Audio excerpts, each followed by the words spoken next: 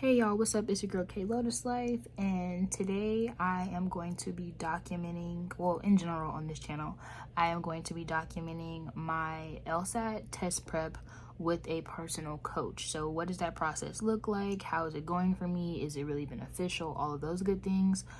If you know, and if you have been following me on K Lotus Life on Instagram, you know that last summer, my rising senior summer, I basically self-studied using the Lsat Trainer by Mike Kim, and a few other test prep books by like Kaplan and things like that, but mainly the Lsat Trainer was what I used, and it just wasn't enough for me. I kind of had plateaued with my scores, and I knew that I needed this go around someone who was going to really work with me one-on-one, and just kind of try to tailor how they're teaching me how to attack the problems in a way that was conducive to my learning environment.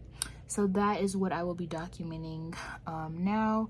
As of right now, I think that I'm only doing one class a week, and then because my coach, he's doing class sessions. The coach's name, his name is Jay Cutts. He is the creator and author of the Lsat Barron's book. So like I say, he has helped many people get into law school, many people overcome the Lsat, and I really look forward to working with him, and hoping that this new process, new journey, will yield higher score results, but also just more confidence in myself for me to take the test this upcoming fall. So yeah, stay tuned. Just wanted to come on to kind of let y'all know what I've been up to. I am 2 hours and 15 minutes into my 3-hour session. I'm doing personal coaching with him, but I'm in like a kind of like a class setting right now on Zoom. Yeah, I just kind of want to show y'all what we're going over.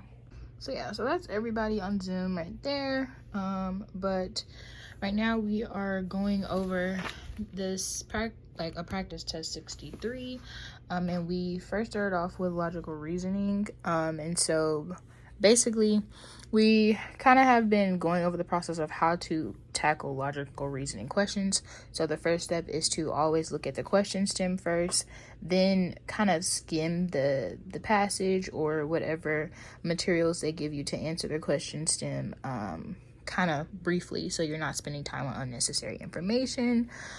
So what I've been doing to help me is just kind of like when I'm reading the question stem, I'm identifying kind of what it's gonna ask of me, right? So is it a weakening, strengthening question? Is it a paradox? Is it a concluding question? Is it an assumption?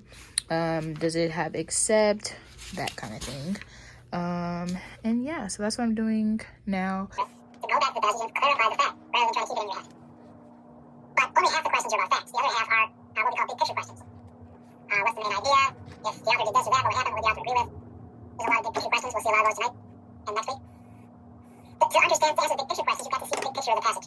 So your real goal in setting up the passage is to understand the big picture. And the heart of a passage is a dichotomy, at least one dichotomy, sometimes a complex set of dichotomies.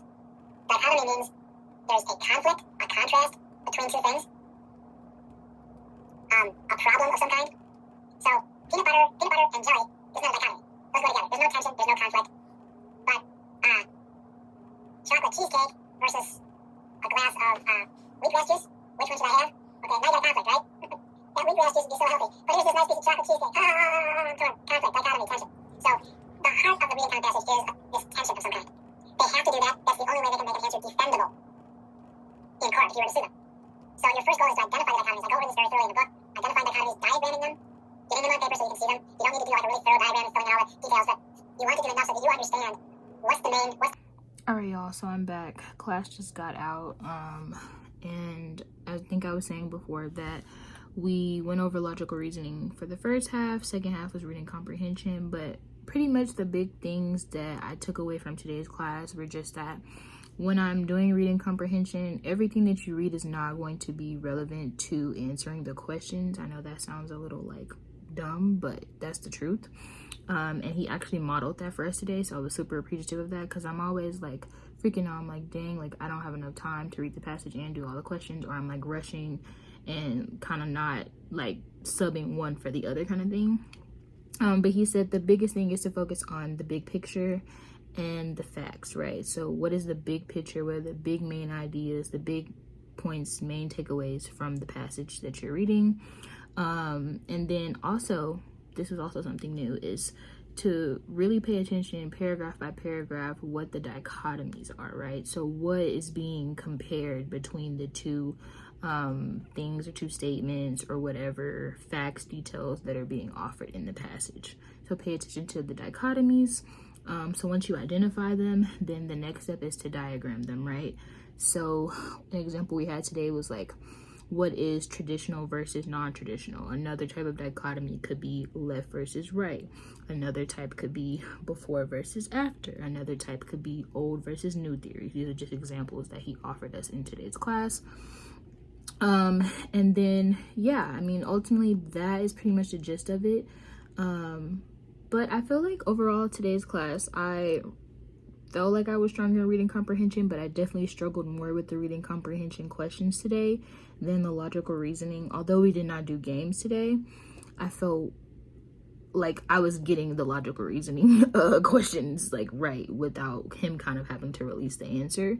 And so I think that was just kind of like, like that was interesting for me today. But yeah, great first session. I don't feel as tired as I thought I was gonna feel, maybe because I'm like, I've been looking forward to this, like finding someone that, you know, is trustworthy that I can work with to help me improve my score and get to a place where I'm super comfortable taking the test. But yeah, so shout out to Jay Cuts, hit him up. He's the creator of the Lsat Barron's book. And class 1 was a 10 out of 10. Yeah, so stay tuned for the next class.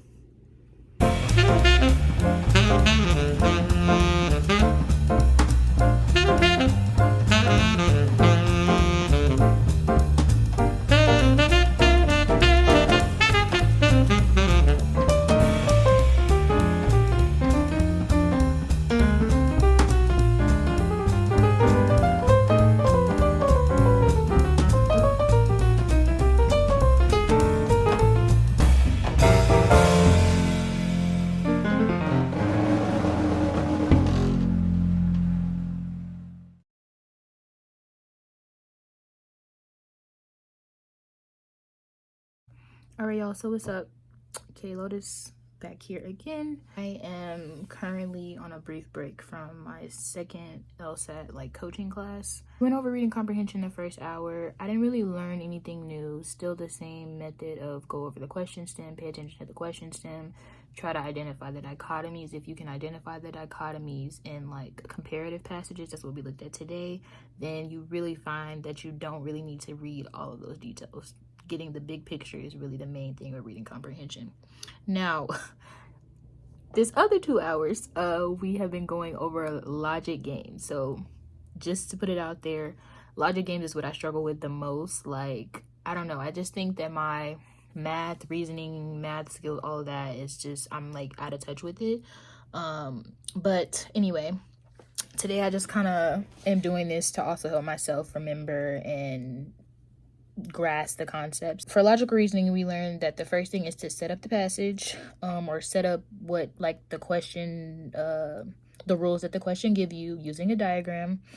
I was already familiar with that. Step 2 would be to identify the players versus the fixtures. So like the people's names, identify them with the first letter of the name, set up the game, that kind of thing. And then the third thing is identify the rules and try to put it in your own words.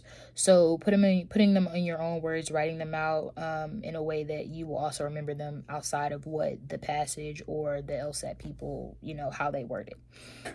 The biggest moment today was that I basically learned how to graph multiple universes for like one game, right?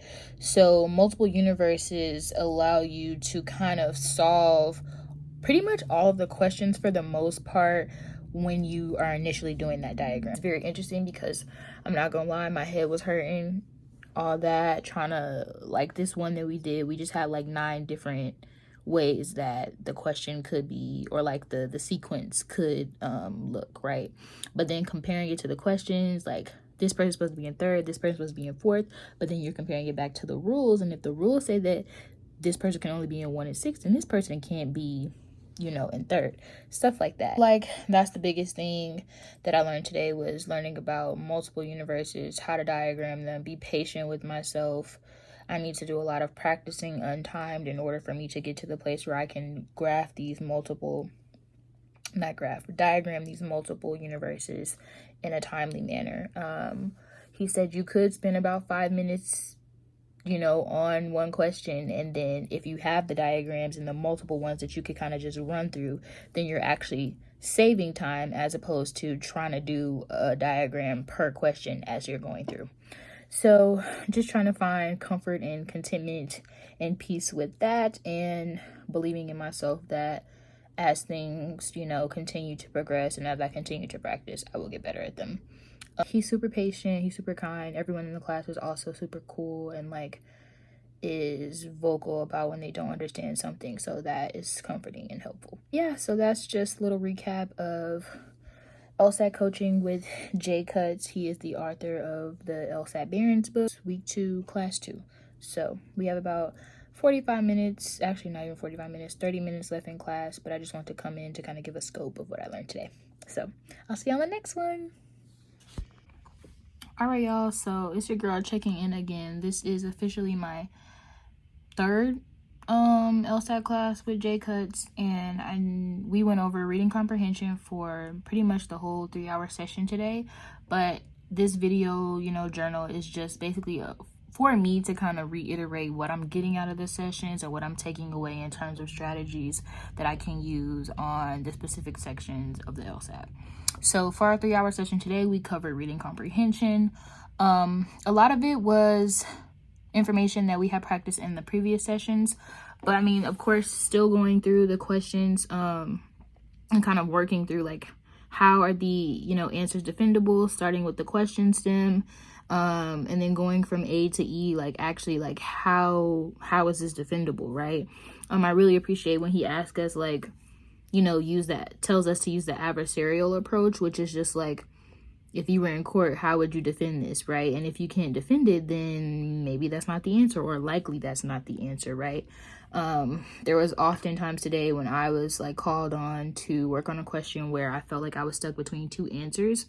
And one of the examples, I literally was overthinking it because of like one minor thing. But when I was able to go back in the passage and look at the bigger picture, I was able to see like that which answer was the clearest. So I feel like that was the biggest thing.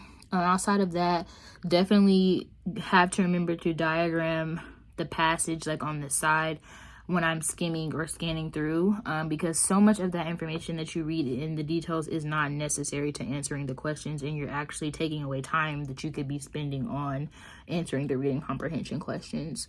So yeah, diagramming to really see the comparing and contrast between the themes and topics that are being addressed in the passage.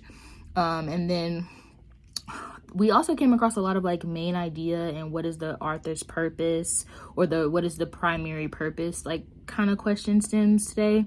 And for me, one of the biggest things that stood out was like the answer choices could be true, right? But is it the purpose of the passage, right? Like that's one of the things that definitely gets me caught up, because yeah, what's stated might be a fact that you can find in the passage or that was mentioned in the passage, but they're using that to throw you off. It's like, what is the big picture? What is the actual purpose of the entire passage? So thinking about it in this grand scheme as opposed to just this one, you know, specific like thing that they're mentioning in the answer choice. So yeah, that's that. Next week we are going to be working on games again, which is the section I'm like the most about, but I'm starting to feel like I have a better, you know, spirit and just overall energy about the LSAT and about the test, thanks to J Cuts, because he's so patient and he's just really working with, you know, however you come to him as.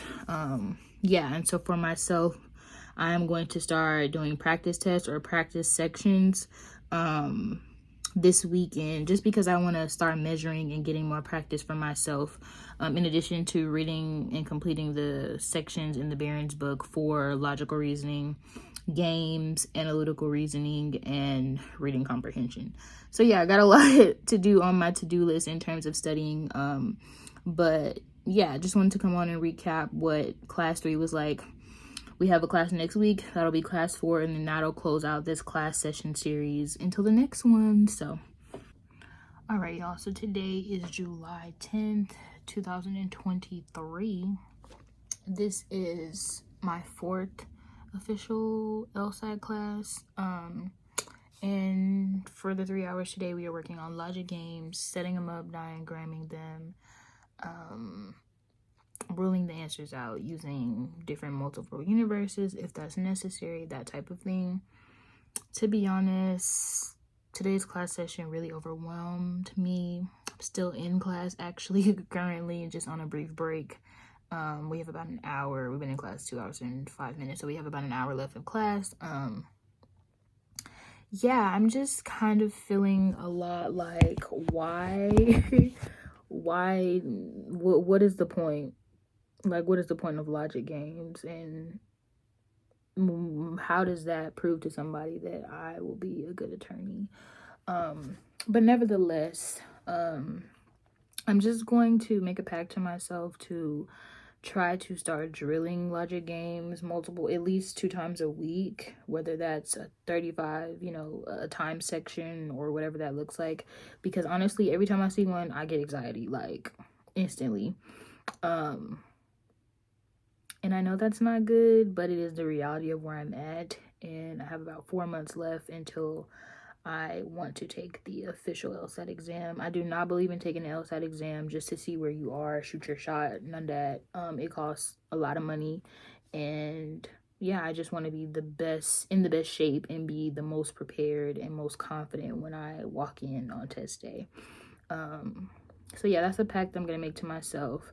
But I mean, outside of that, today, just really the main thing that I learned is take my time setting up the diagrams when necessary, and try to be really organized with that setup, because it will also help you moving forward answering the rest of the questions in that series of questions or that set of questions. But yeah, so that's my check-in for today. Like I said, this is the last class of this series. I'm sure there'll be more series that I'll join and be a part of because I'm with his personal coaching plan. But these diaries will tend to look like what I'm doing for myself outside of, the official class sessions and series that may continue moving forward. So yeah, that's my update for today. Yeah, just been a rough weekend and a rough day, if I'm being completely honest. It's Monday. So just trying to remain confident, remain faithful, remain strong about the process, because it has definitely felt discouraging the past 3 days. So yeah, that's where I'm at right now. But yeah, this should actually close out this series. So, or not this series, but this diary series. So I will see y'all in the next one. Be easy.